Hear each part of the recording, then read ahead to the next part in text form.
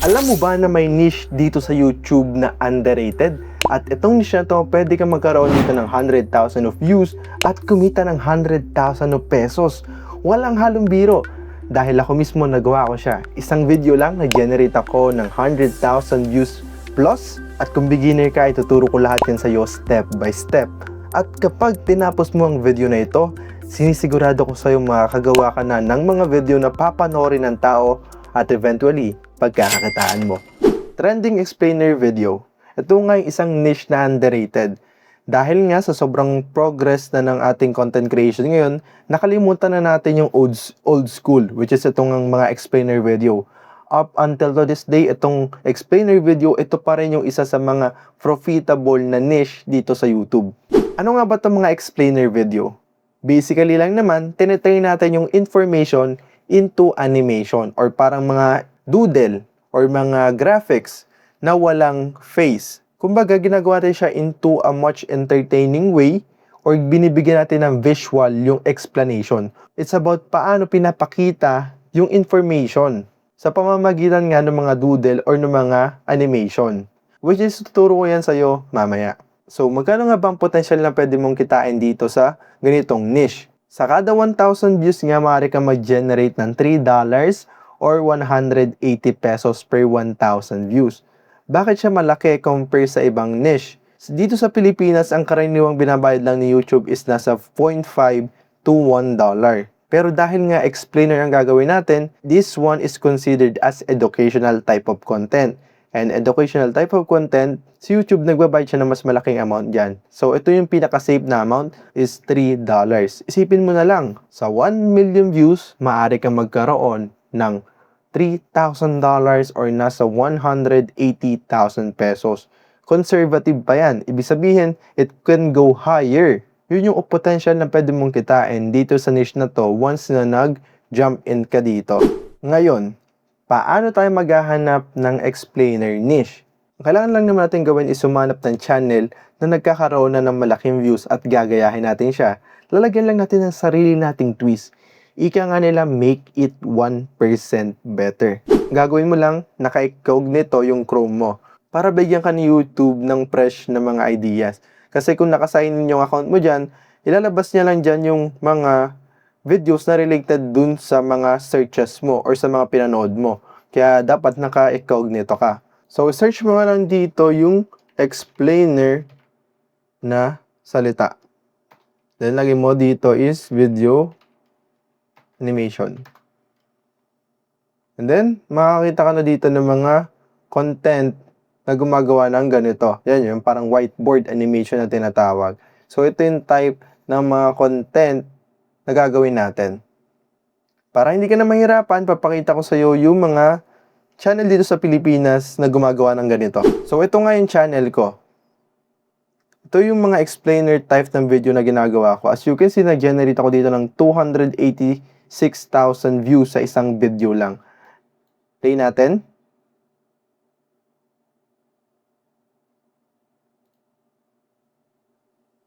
As you can see, mga text lang siya and mga image. So, paano ko ba nasabing akin tong channel na to? As you can see, ito yung data ng channel ko na yan. Kung makikita nyo, nasa akin yung analytics. So, ito, 160,000 views pa lang siya ng time na to. And nag-generate siya ng $37. So, kung magtatanong ka, bakit 37 lang? Dahil nga, itong video na to yung nagpa-monetize sa akin. Ibig sabihin, kaka-monetize pa lang ng channel na to. Kaya $37 pa lang yung kinikita niya before ko siya binenta. Kasi nangailangan ako ng cash ng mga time na to. And ang iba pang creator na gumagawa na ito is sila Janitorial Writer. So you can see yan, mga animation yan. Then ito naman yung whiteboard animation, si Wealthy Mind Pinoy. Yan, kung makikita mo yung mga views nila, talagang malalaki. Yan. Ito, whiteboard animation lang to. Si Empowering Pinoy is animation din. Yan. Kung makita mo, ganyan lang siya gawin and yet nag-generate sila ng maraming views. So, ikaw, pwede mo rin yan gawin. Kung mahilig ka sa finance, pwede mo itong gawin. Pero kung may iba ka namang niche na gustong gawa ng explainer, kuwari, nature lover ka, or sabihin natin pet lover ka, so pwede mong gawin siya ng explanation or explainer type na video gamit tong mga ganitong whiteboard animation or yung different type of animation. So, gagamit tayo ng AI tool para dito para mapabilis yung buong process. May ginawa nga akong prompt na magagamit mo sa paggawa ng script at ng mga scene ng ating explainer video para mamaya. Comment mo lang ang iMini at isasend ko sa'yo ang prompt na ito. For example nga, nagustuhan ko itong video na to ni Janitorial Writer. So, ika-copy ko lang to. Copy. And then, punta na tayo dito sa AI tool na gagamitin natin. So, introducing si iMini. Ito nga yung gagamitin natin para mapabilis lahat ng tasks natin dito. So, punta ka lang dito sa new task. Then, punta ka sa skills. And as you can see, dito sa viral analysis, view more, makikita ka dito ng hook analyzer, itong viral content. So, dito muna tayo sa viral content analysis. Then, analyze this video. Then, lagay mo yung link ng video. Then, enter. Then, ito nang si iMini ang bahala mag-analyze. Titingnan dito kung bakit nag-viral yung video na yun o nagkaroon ng views. And then, from that, titingnan natin kung ano yung mga angle or ano yung pwede nating idagdag para gumawa tayo ng sarili nating version ng video na yun. So, ayun, after 2 minutes, generate na siya ng analysis. Kung makikita mo, iniscorean niya bawat angle. So, ayan, sa hook, sa narrative, and then dito tayo mag-focus sa formula analysis. Yan. Ito dapat yung mga sasabihin natin, gusto mo ba mag-invest, and then hanggang dito. Ibig sabihin, ito yung pinakamagiging flow ng magiging video natin para ma-replicate natin itong idea na ito. Then, marami ka pong pwedeng basahin dito, like yung emotional trigger, kasi alam naman natin yung mga tao is may emotion. So, basically, kailangan natin i-trigger yon para mag-engage sila doon sa pinapanood nila. For example, kung hindi ka mag-i-invest ngayon, malaki yung mawawala sa'yo. So, yun, may emotional trigger yon. Parang natatakot ka na, pag di ko ito pinanood, or pag hindi ako nag-invest, ang laki na mawawala sa akin. So, yun yung example ng emotional trigger. So, yan, pwede mo itong basahin, and then, pwede mo siyang i-apply into your own content. So, next task naman, is focus tayo dito, skills ulit. Kailangan natin ganyan yung exact formula. Dahil ngayon kanina parang flow lang siya. So ngayon gamitin natin is gumawa tayo ng, so ayun, copy lang natin exact formula. And then lagay lang ulit natin yung link, enter. Then give some time lang and bibigyan niya na edited formula na gagamitin natin. So ayun, gumawa na siya ng abstract formula, audience considering this topic. So basically, binigyan niya tayo ng flow kung paano natin gagawin yung flow ng video or yung formula. English siya kung makikita mo, pero kailangan mo lang siya tailored sa audience mo. Mukha lang siyang technical kasi maraming terms, pero ibig sabihin lang naman yung may mga bracket, papalitan mo siya. Kuwari, audience. So, i-tailored mo siya sa audience mo. Topic. So, ilagay mo yung topic mo. Warning. About something we are warning. Evaluation, yan. So, basically, transfer mo lang siya. Ngayon, dito natin gawin yung actual hook. So, pilihan tayo ng skills.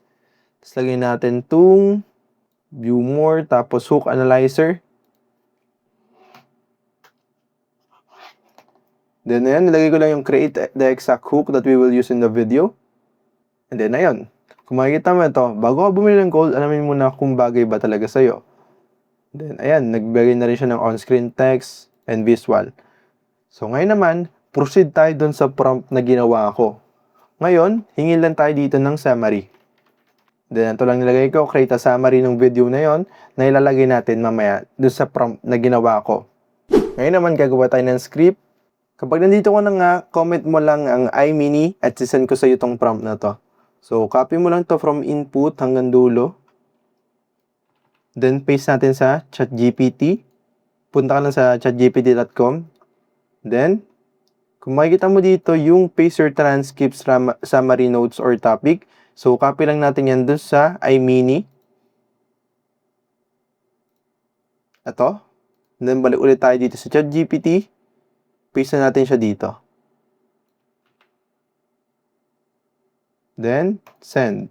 Basically, ang purpose ng prompt na to is i-feed yung data na ito yung role niya. So, ngayon, alam na ng ChatGPT mo yung gagawin niya. Ngayon naman, create the script and the scenes for the prompt. Tinype ko lang para gawin niya na yung script. So, part 1 muna. Lagay mo lang yung part 1. Then, ito yung narration. Ito yung gagamitin natin mamaya sa voiceover. Ngayon naman, gagawa na tayo ng create visuals or yung ating mga pictures. So, gagawin mo lang, copy mo lang tong visual direction. Punta ulit tayo sa iMini. Ngayon, new task. Tapos, gawa tayo dito, new skill. Tapos, pili ka dito sa illustration. Tapos, piliin mo itong orange line illustration. Tapos, paste mo lang yung initial na yon. Tapos, lagay mo enter. Tapos, copy mo rin tong image prompt na nasa baba. Copy mo lang yan. Then, balik ulit dito sa iMini. Paste. And then, enter. Ngayon, magagawa na siya ng image. So, basically, gagawa tayo ng maraming image sa bawat scene. At mamaya, lalagyan natin siya ng voiceover. Tapos, pag may scene, tsaka voiceover na, pagko-compiling na natin siya gamit ang CapCut. So, ito na yung scene 1. Yan. Download mo lang yan. Then, gawin na natin ibang scene. Tapos, proceed na tayo sa paggawa ng voiceover gamit ang AI. Kung gusto mo pang matuto gumawa ng AI video, gumawa ako ng Facebook community kung saan maaari kang magtanong sa mga kapwa natin Pilipino tungkol sa AI. Sumali ka na ngayon sa Pinoy AI Learners Hub. Nandyan yung link sa description. Ngayon naman, need na natin gumawa ng voiceover gamit ang AI. So, dito nga tayo sa 11labs.io gagawa ng voiceover. Gawin mo lang, i-copy mo lang yung narration sa bawat scene. Copy mo lang itong narration sa scene 1. Paste dito. Then, pili ka ng model and then ng voiceover. So, ito na lang pipiliin ko. Dahil example lang naman gagawin ko. Then, generate. Imagine waking up tomorrow and discovering that you Ngayon, pag satisfied ka na, download mo lang siya dito. Nandito yan sa may history tab makikita. Download mo lang to. Then, pili ka MP3. Tapos, pili mo yung pinakamataas na kbps. Itong dulo. Then, download. Then, lagay mo lang siya dito sa download mo. Then, ayun. Meron na tayong voiceover sa ating scene 1. Then, gawin mo lang siya sa lahat ng scene. Tapos, mamaya, i-compile na natin siya sa CapCut. Ngayon na meron na tayong mga clips, voiceover, gagawin natin is i-edit lang natin siya. Ko-compile lang naman natin siya. So, basic editing lang ang gagawin natin gamit ang CapCut. Kapag okay na nga lahat ng voiceover, pwede ka na mag-download ng CapCut. Libre lang ito. So, import lang natin dito yung download natin na mga images and voiceover.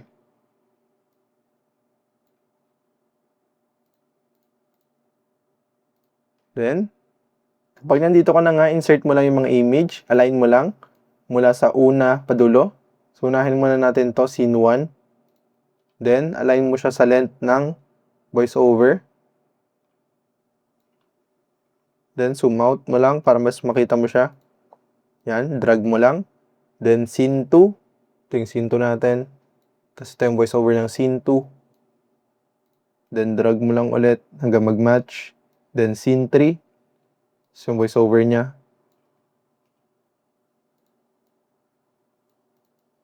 Yan. So, basically, this one is a 53 seconds video. Gawin mo lang, para hindi siya maging boring, is maglagay ka ng mga animation. So, yan. Kuwari yan. Cut mo yan. Sagay mo ta ng animation.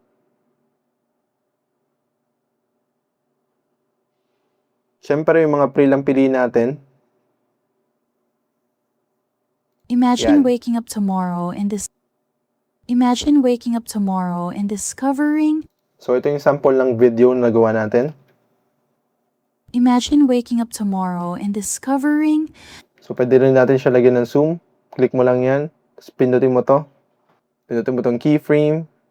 Tapos, kung hanggang saan mo siya, isu-zoom.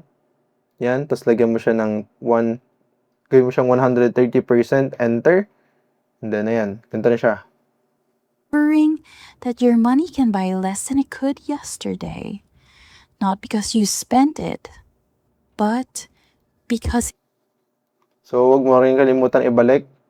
So, reset mo siya sa 100. Yan. Para zoom, tas yan. Not because you spent it. Old. But here's something interesting.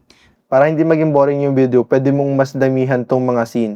So, ikaw na bahala dyan kung gaano karaming scene. So, ito, may isa na tayong video na nagawa na pwede mong gamitin as your explainer video at i-upload sa iyong mga social media. Then ayun, may video na tayo nagawa. Isa na tong explainer video. Export mo na lang yan. Then, ganoon lang, may video ka na. Ngayon na may video ka na, gawin mo, upload mo siya sa YouTube, and tingnan mo kung anong video yung mag-perform. At once na nahanap mo ng video na nag-perform, ulitin mo lang yon at eventually, mahanap mo na yung niche mo dito sa YouTube at kikita ka na ng pera. So, si iMini nga ay isang subscription basis platform. As you can see, kaya ako may 10,000 credits, nag-avail ako na itong monthly nila na Pro, which is $10 per month yan. 10,000 credits yung kapalit. Kung sa tingin mo makakatulong siya sa workflow mo, pwede kang mag-avail na itong monthly nila. Pero kung wala ka pang budget or hindi ka pa willing mag-invest, may mga pre-alternatives naman tayong pwedeng gamitin like ChatGPT and other platform. At kung gusto mo pang malaman ng mga opportunity na kayang ibigay ng AI, panoorin mo tong video na ginawa ko. Panoorin mo na ngayon dahil di mo alam kung kailan ulit yan lalabas sa feed mo.